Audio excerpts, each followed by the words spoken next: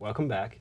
Now we're going to sort of keep wrapping up and build the crescendo towards finishing this course and wrapping it and putting it all together. And I'm here with Gina and with Perry, and you're going to help us do that. And we're going to talk about this article on bagel management, right? And students, you will remember that there was a lecture introducing those concepts of the triangular sandwich and the bagel. And we're going to just talk this article through a little bit and what you understood, what was confusing, and maybe how this could be helpful. Any reactions to the article? And I confess to be the author, so anything that you didn't understand, please throw it at me. Yeah, I mean, I like the general concept of the article about making a more humanistic business practice across the board. I'm a little interested in what are some of the, links, the interlinks that will help us get there. So, for example, what sort of metric specifically can we use to connect the inner circle to the outer circle, and as one moves, make the other move as well, while sustaining profitability, right? So it just seems like a lot of hats to carry, and I'm interested in hearing more about how that develops. Any responses?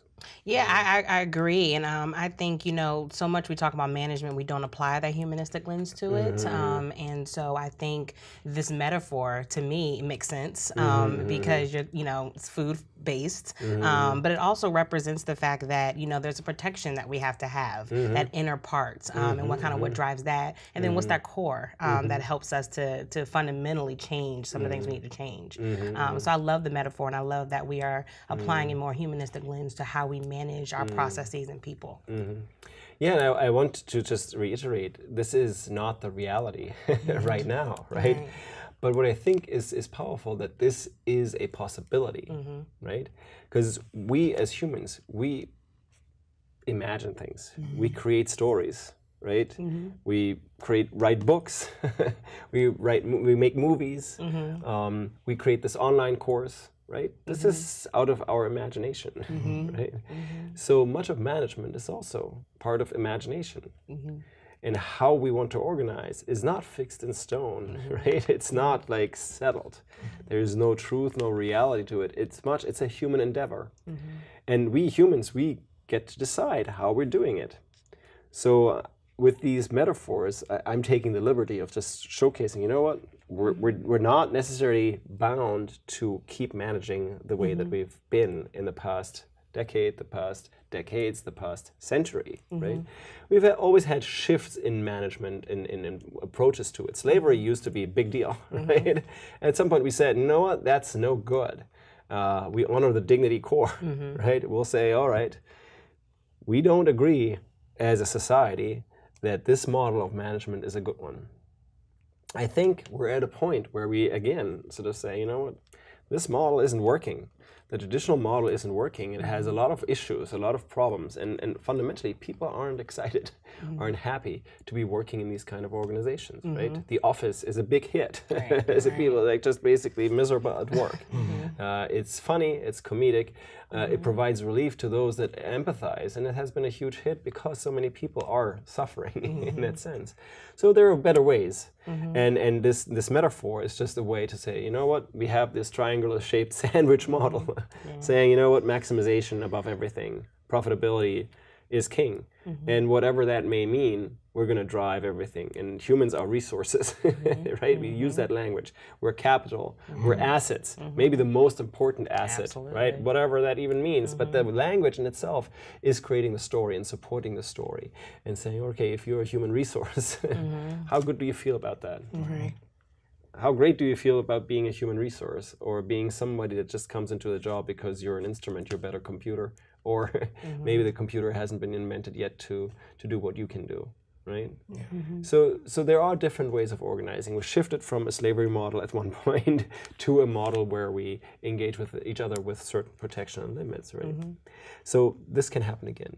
I think this is part of this article, a very short article, but it's the limits of imagination are our limits. And so the metaphor is much more like, let's stretch our limits and let's think about what we actually value. What do we value as people? What do we value as society? Do we want to survive as a species, right? If we do want to, and we see the implications that we know of from science in terms of how species are extinguishing, right? Climate is changing, migration is happening as a result of many of those events. Like, this is upheaval in many ways, and it's threatening us. And many people are sort of saying, you know what, the planet, you don't have to worry about the planet. Who you have to worry about is us. Yeah, the people. Right? The people. Yeah. Because the planet will be fine. Right. Maybe once we're gone, or if that is the scenario, then yeah, it will sort of restore itself and it's going to be there. And it's us, right? It's us that we need to think about. And so putting out another way of looking at what management is and what the quality of management is, right, is I think quite critical. And that's why this course is sort of looking at the traditional way of managing that's understood in terms of efficiency and effectiveness, like what you're doing and are you achieving those goals and how you're doing it, right, efficiently with the least amount of resources, okay? How can you be pragmatic? Towards having an additional perspective to that, not losing it, but saying, okay, why are we doing what we're doing? What's the ethics of that? What's the ethos of this? And I would say, yeah, you know what, there needs to be a protection of dignity as something that we honor as people, as ourselves, as intrinsically valuable. We're not resources, we're not capital, Right. We're not to be discarded. And we can't be cynical in the way that I think many people have become. Cynical about us, maybe just sort of doing and committing collective suicide, right? And I think that much of the anxiety comes from that and is fed in this day and age, and the Gen Z and the millennials are in some way prone to being very anxious, and that is a dangerous situation, right? We're not necessarily moving towards thriving. Right. We're not moving into a safe and just zone of operating that represents the bagel or the donut, and it's Kate Raworth who came up with this donut concept. And growth is just not possible in unlimited manners, right?